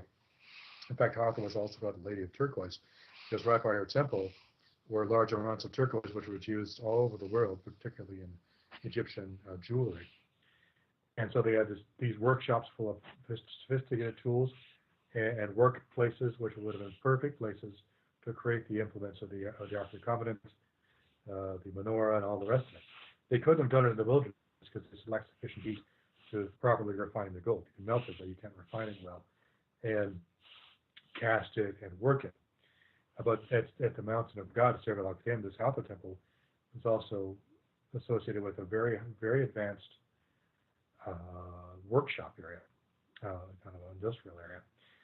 And even more interesting, at the heart of this Hathor temple, the very beginning of it, which was built on over generations, was a cave which it was believed a man originated in. My theory is that is the cave of treasures, the cave in which Adam and Eve were sent after they were cast down from the heavenly mountain. The heavenly mountain that they were cast out of, and the Garden of Eden was believed to be a mountain in Ezekiel 28, I believe, described as a mountain, a physical mountain. And it says they were cast down from the mountain, and the cave of treasures, and I think these other traditions you mentioned say that Adam and Eve were put into a cave near the nearby the foot of the mountain. This was probably the first place where Adam and Eve lived, and since that time the temples were built from that. If you look at the Hathor temples at Serebet al-Kadim, they were added onto over years and years by various pharaohs. But the original temple of the original deity was a cave in which El Shaddai was worshipped. And the Hathor temple was built up later, once the El Shaddai priests were conquered and the area taken away from them by what I believe was a combined Amalekite and Egyptian army, took control of that area and took control of the Zohar, most importantly. And when the Amalekite priestess word on her head, she was given all knowledge, and Satan entered into her and took control of her and used her to conquer that region and control it. Probably a very brutal dictator. I suspect she also enslaved the Amalekites in sinister ways, which are too complicated to get into now. But I talk about it in the book. Well, can you also? Well, I was just going to say, and also, Doug, there's like some kind of squeaking noise coming from where you are. Sounds like a duck or something. But anyways, it's my rocking chair. Oh, okay, right on. But anyways, I was going to ask you about. I guess you cover in your book too the war between the sons of Seth and the giants and also the sons of Cain throughout do you follow it throughout the scripture, like even with the harvest being the wheat and the tares, the goat and the sheep, and do you conclude it in that manner, or how do you? Right now it's structured to go throughout the time of David. David pretty much finished off the majority of what remained with the giants. Right. There's not much going on after that. But I do talk about Gog and Magog, the descendants of Japheth, and how they ruled over the area north And I do talk, yeah, I talk about some giants in the world relatively recently. And I'll probably talk all the way up to the Germanic giants of the Nazi period, the giants that they were trying to rebreed and recreate a new race of giants. But the actual end times, I'll talk about in a separate book. Excellent. Well, you mentioned modern sightings of giants. Can you elaborate? No, giants in which may come back in modern times. I don't know if there are modern sightings, even though we're seeing Okay. more and more. We're seeing more and more like wrestlers and basketball players, really, really tall people Uh, who are remnants, genetic remnants of the giants. I was looking at this Indian guy recently, an Indian wrestler. I forget his name. He was absolutely huge. He looks just like a classic giant, all the way down to the huge protruding chin and all the rest. But the great Kanai or something like that. Maybe you've heard of him. I'll look it up here real quick. okay. But And yeah, the it's reason good. Oh, well, I was just gonna say the reason I asked that is I this past Saturday I did an interview with Timothy Alberino, and he was talking about some of the work that he's done with Steve Quell on the True Legends, and he made mention about their one of their upcoming documentaries is actual discussion and presenting evidence of even giants alive in this day and age, and I'm not talking just, like genetic, like the real six finger, six toe, double sets of teeth. Like did you ever hear the story of one of the special forces getting in conflict with one of these giants in Afghanistan and having to kill him? Uh, I've heard about Steve Creel talking about special forces came up with like a 12-foot tall giant who literally ripped the heads Yeah, off of man, ate them and stuff like that. It was interesting. It's possible yeah, there are some giant that's here and there live in isolated places. Um, there are still places on the earth we really even haven't explored very much. right. Could be they're still hiding there to this day. It's entirely possible. They could be living underground. Who knows? There could be space colonies waiting to invade at any time. People think that some may have escaped Earth um, using their high technology and what we call rocket ships. So who knows what actually happened in the world before the flood? There are allusions to high technology, and if they achieved at least the level of technology we have, they could easily escape into space to fight another day. Well, there's also mention, like in a book called The Cave of Treasures, they talk about giant tribes having been locked and imprisoned within the interior of the earth, Mm-hmm. and how they're to be released at the end of days, as maybe perhaps with the release of the Locust Army. I don't know, but there are passages which reference that kind of thing. Yeah, so probably they're being held in chains of darkness till the last day, when they'll be put to use again in order to achieve God's goals, whatever they may be. You Hmm. have to have a bad guy. Remember, you have to have a bad guy in order to make a good guy look good. My theory is that the father is creating an army worthy of being defeated by his son. Right, right. Yeah, I could fully see that. Well, we've got about 8 minutes remaining, so I want to give you a chance to cover anything of interest, whether it's in connection to your book or not, or any kind of fascinating story or tale that you'd like to share, or anything intriguing. Oh, it's I'm going to finish it up this summer. I'm going to force myself to do it. I found out some time. Excellent. So I've been very very busy with a number of things right now. I have a little bit of leisure time I'm going to use to finally finish this, and I'm looking at this book I've been writing off and on over the last several years. Poor Tom Horn's been waiting forever, but I'll finally get it done this year, and he's very patient. Right on. Um, but we'll get that done this year. It'll be awesome.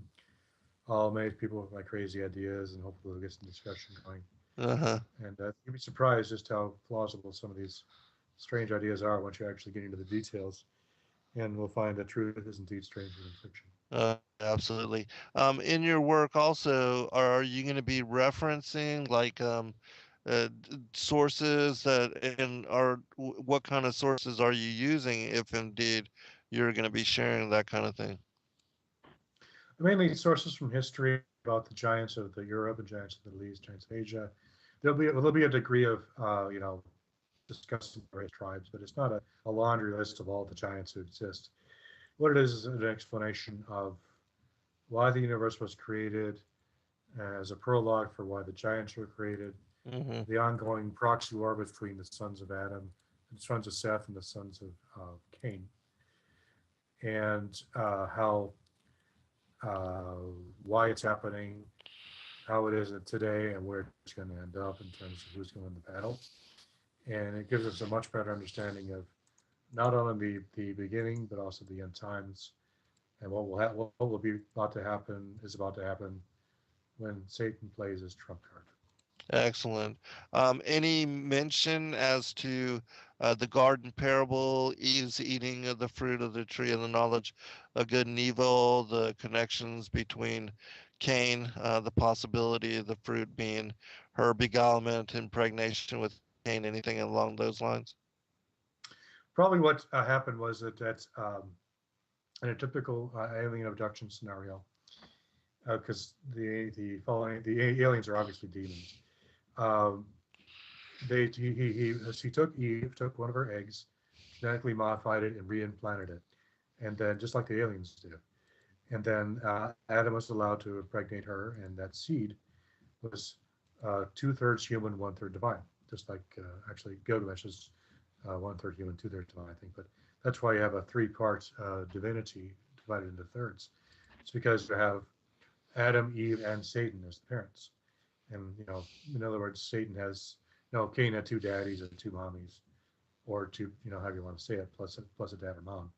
He Mm-hmm. had three parents, not two. That's why he was different, because he had the actually genetic admixture of three different people, or to be more accurate, one genetically altered egg plus one normal sperm. Uh, Created a person who was exceptionally with exceptional abilities, but who was also fatally flawed in his spiritual essence. Well, let me ask you this then, as far as Cain and his being hybrid, maybe genetically different, do you think that that's what led to uh, the Genesis 6, where because it mentions in the Kebra Nagas that the Watchers that they actually mated with the daughters of Cain, and that it's a specific reference to them. And my postulation is that um, it became a possibility only because of what happened in Genesis chapter 3. Yeah, Cain was the first of the giants, possibly an experiment to see what would happen if they altered the DNA. And they're probably in a process of perfecting the giants over time, getting better and better, larger, stronger, more intelligent, more capable, more beautiful. In every way, they were meant to be more attractive and better, quote unquote, than typical Homo sapiens created by God. But I think that the real problem with them is, and I talked about this in my articles, is bigger, faster, stronger is not necessarily better, because in the long term, the race goes to the most efficient form, not the strongest one. And so over time, humanity won out because God's design for humanity won because they were more efficient. They fitted more effectively with nature. They didn't have a need to conquer it. They could live in a degree of balance with it. Whereas the giants would routinely conquer, or designed to conquer and control, they are incapable of sustaining themselves through agriculture or hunting or any kind of real trade or business. They were just basically giant parasites who fed off of the work and industry of others. And once they ran out of food, they stole all the food of the people who worked for a living. They're lazy parasites and arrogant. They were not good people, even though they're glorious. Hmm. They're also extraordinarily self-centered and kind of useless. And so basically imagine millions of giant cannibalistic, parasitic uber jerks who are completely self-centered people, conquering the world, taking all your stuff, eating all your food, eating your pets. And then once they ran out of food, they started eating your children, then they'd eat you. That's what they were. They were Hmm. hostile parasites who destroyed everything. And then once they destroyed everything, they went crazy and killed themselves. They were like human time bombs designed to destroy all life and all God's creation. Yeah, sort of like, well, the New World Order, they're not giants, but they got that kind of schizoid, self centered, me type of Yes. personality and nature. So, Giants were naturally psychotic by nature. Yeah. And at the end of the age, described in Matthew 24:30, but it was also present at the creation. So it was present in the creation, nativity, and end times. Thus, the subtitle of my book, Planet X, the sign of the Son of Man in the End of the Age, subtitled Planet X at the creation, nativity, and end times. It comes around once every 2,000 years or so to cause either disasters or various great things. The last time it passed by us, Jesus was born, and it appeared as the herald of his first coming. Next time it'll come as the herald of his second coming, but this time it will bring disaster. And that is the essential thesis of my book. Excellent. Excellent. Well, in connection to your book, and you know how Christ, when he first came, he fulfilled the first spring and summer feasts of the Leviticus 23 feasts. Do you know what I'm talking about? I'm not sure. Okay, well, I was just gonna ask you. Well, anyways, when he first came, he fulfilled the first four feasts of the Most High God as laid out in Leviticus chapter 23. Like he was um, crucified on Passover and then entombed on the day of unleavened bread, the feast of unleavened bread, and then he was resurrected for the day of first fruits, which are the first spring feast, and then 50 days after, on the day of Pentecost, when Moses received the Torah and the law, the Ten Commandments on Mount Sinai. This is also when the Spirit, the Holy Spirit, came upon the apostles, and they were found speaking in tongues, and they were understood by all the different people from all the different nations of the world. But anyways, in his return, he is, according to the feast, it should align, and he should fulfill the three remaining fall feasts, which are the Feast of Trumpets and the Day of Atonement and the Feast of Tabernacles. And so, because you don't know about it, I won't be able to ask you about it. But what is your do you follow at all the Levitical feasts, and like, Passover is coming up on this upcoming Saturday?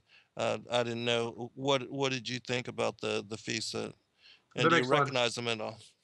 That makes a lot of sense. I haven't studied Jesus' life in terms of the Levitical feasts per se, but what you said makes a lot of sense. I mean, he came to fulfill the law and the prophets, Right. and that's part of the important part of the law are the feast days. So I Yeah. do believe Jesus' entire life was a one long ritual where he was Right. fulfilling the entire law piece by piece, and you could probably find every part of the law fulfilled in some part of his life.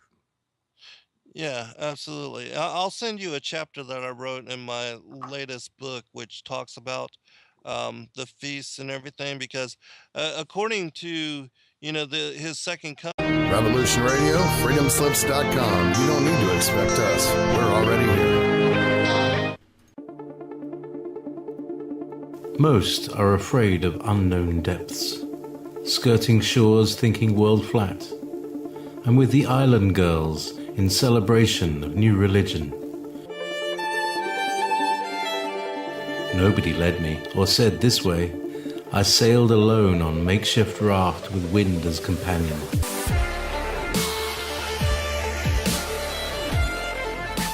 Fate for deliverance, confidence enough to assess new disposition. Seekers of lost paradise may seem fools to those who never sought the other worlds. Welcome to Momentary Zen with Zen Garcia. Visit www.fallenangels.tv. You're listening to Revolution Radio.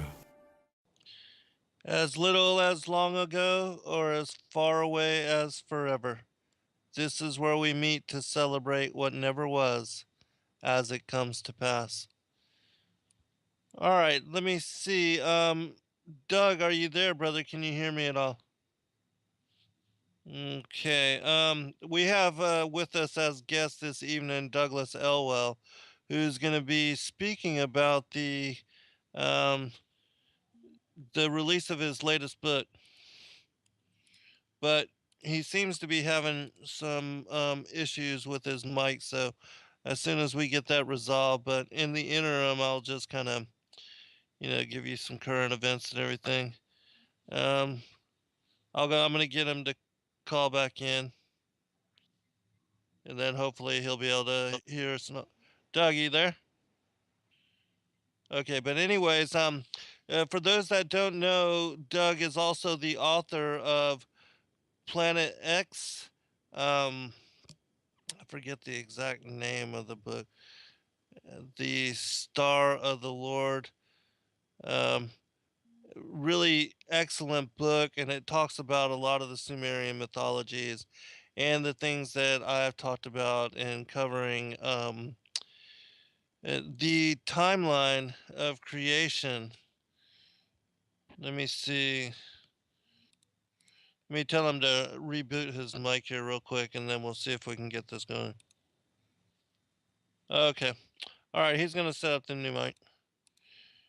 And then if not, I'll just call him by his house number because we've got that as a backup as well. So, but we'll give him just a few minutes. But anyways, Planet X, the sign of the Son of Man is the name of that book. And Doug and we've done a number of different shows, but um, specifically that one covers the, the as far as the return of whatever Planet X may be, and its interactions with the Earth, and and how it might have possibly led to several occurrences, like even the flood of Noah's day, and possibly that of the repercussions with surrounding the Exodus, and also with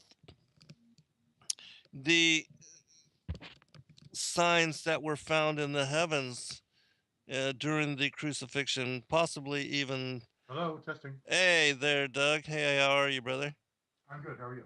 Good, man. And I'm glad that you were able to get that situated. But I was just telling the listening audience about your previous book, and the latest one is going to be on giants. And so, do you have a title for that one yet? And do you have a tentative release date? The title I'm going to keep hidden for now because it's I don't want people to know it quite yet. Sure, sure. It's going to be basically about the giants, based on my original articles on Mysterious World, with a lot more added on and extended, doing what I wanted to write about originally but didn't have time. Mm-hmm. Plus an extensive prologue talking about the fall of Lucifer and the creation of the universe, which I believe was actually a result of the fall of Lucifer. Mm-hmm. And, Excellent. Sounds good. and the creation of the giants and his ongoing war with God. Right. Yeah. Excellent. That's one of my focus is as far as the ongoing war, this bloodline war, and the whole how the war in heaven led to the enmity between the seed lines, the seed of the woman and the seed of the serpent, and how we see that reflected as the division of the goat and the tares, and the goat and the sheep, and the wheat and the tares, and the good and the bad figs. You see this reflected all throughout scripture, this war between these two groups of people, but basically the children of perdition and the children of light, the sons of light and the sons of darkness, as the Dead Sea Scrolls, one of those particular books. But um, so are you near as far as publication? Because I know you've been working on this, and also for those that don't know, you can find a lot of articles that Doug has written on the giants, the topic of the giants, on the Mysterious World website. And so there's a lot of really extensive information there about the different groups of giants, and as far as the regional areas here on the earth. But can you also give out the website, Doug, and where people can go to find your work, and to if you want to share any contact information? Yes, the website is mysteriousworld.com. You can contact me by email at publisher@mysteriousworld.com. We also have a Facebook page in Facebook, Mysterious World. There's a couple of ripoffs there, but the real one is just type in Mysterious World in the search box, and I should have the Mysterious World logo appear on the left side, which is a globe of the world with the words mysterious on top and the world on beneath the globe. And also, I have a site called Planet X at planet-x.info. That's planet-x.info, where you can learn about my book on Planet X.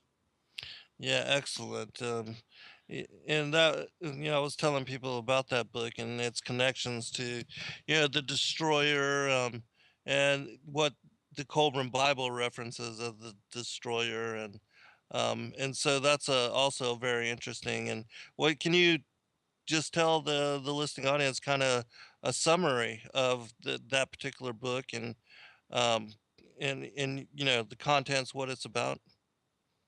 Sure. Planet X, it's called Planet X, the Sign of the Son of Man and the End of the Age.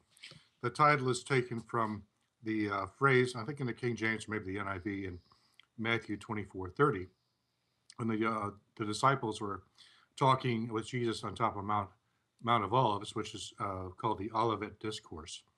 And they asked him at the beginning of the chapter 24 of Matthew, and it's also, I think, in one or more other books of the Gospels. They asked him, what will be the sign of your coming and the end of the age? And he goes through a litany in order of the end times events from beginning to end. And near the end of the end times events, he says in Matthew 24:30, there shall appear a sign in the heaven, which will be a sign of the end of the age and my imminent return. So my goal was to figure out what was the sign, because I was looking for signs of Jesus' return, pretty much disgusted with the state of affairs in the world and wanting a change I could believe in. I wanted Jesus to return and initiate permanent change. And so I was looking forward to a second coming.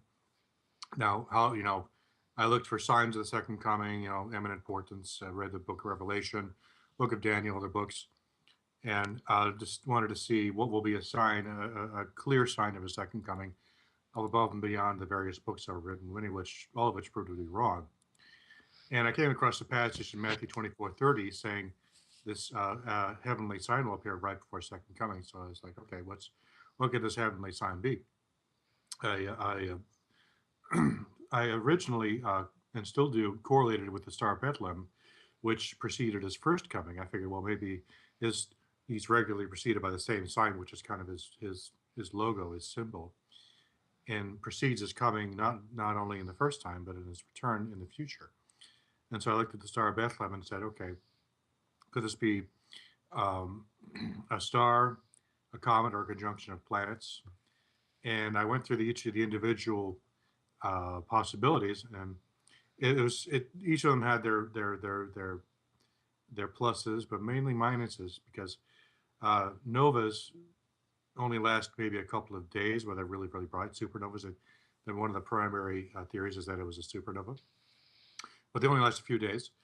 And the Magi would have taken weeks to travel from, if not months, to travel from Persia to Israel, ancient Palestine. So that was not going to work. A comet was a possibility, but comets tended to be portents of disasters and not of, beneficial things like the birth of the Son of God. And of course, conjunctions of planets happen all the time and they're not particularly special. And conjunctions usually last only for a couple of days. And so that wouldn't have worked, because the Magi couldn't have followed it for weeks or months if it only lasted for a couple of days. So I wasn't really satisfied with the major theories or any of the theories. So I kept looking, as I expanded my scope of my research, I started looking at more esoteric literature, fringy stuff, looking for examples of what could, maybe these people have understanding of ancient history, because the Magi were actually ancient idolaters and magicians, occultists, which made their inclusion in the story particularly interesting, because even the dark side was giving homage to this king, so it must have been a pretty incredible event. And one of the traditions I found was written by a guy named Zechariah Sitchin, a book called The 12th Planet.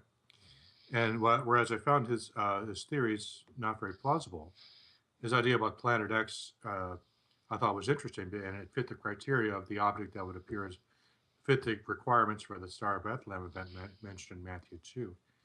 And so he said it was a mainstream scientific theory, so I checked up on that. And I found it is correct that Planet X was a mainstream scientific theory that had been around since the 1800s.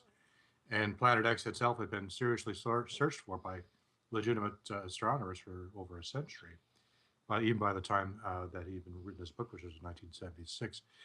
And back in the 1980s, when I was doing my research, late 1980s, there was a huge flurry of speculation about the existence of Planet X because the Voyager probes had passed past the outer planets, Uranus and Neptune, and found them in such disarray. It was kind of a disaster area that they had speculated that Planet X, a Planet X-like object, must have been responsible for this disarray because only a massive object could have screwed up their satellites and tilted them on their sides.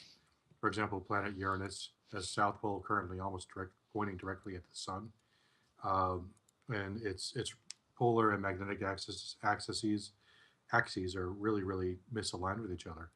It would be as if the North Magnetic Pole were somewhere in Texas for Earth. It's really off. And they deduced based on this and the strange orbits of their satellites, and the fact they deduced also that Pluto was actually an escaped satellite of Neptune. The only way this could happen is if a massive object, roughly 3 to 5 times the mass of Earth, had passed by these planets passing through our outer solar system. And so the Planet X theory was powerfully reconfirmed. It was happening right as I was doing my research on Planet X, so that motivated me to do additional research, and I found more and more that not only does Planet X clearly exist, it has to, according to the evidence. It's incontrovertible, but it also answers many of the questions about not only the second coming of Christ, because I believe that was not only the Star of Bethlehem, but also the sign of the Son of Man.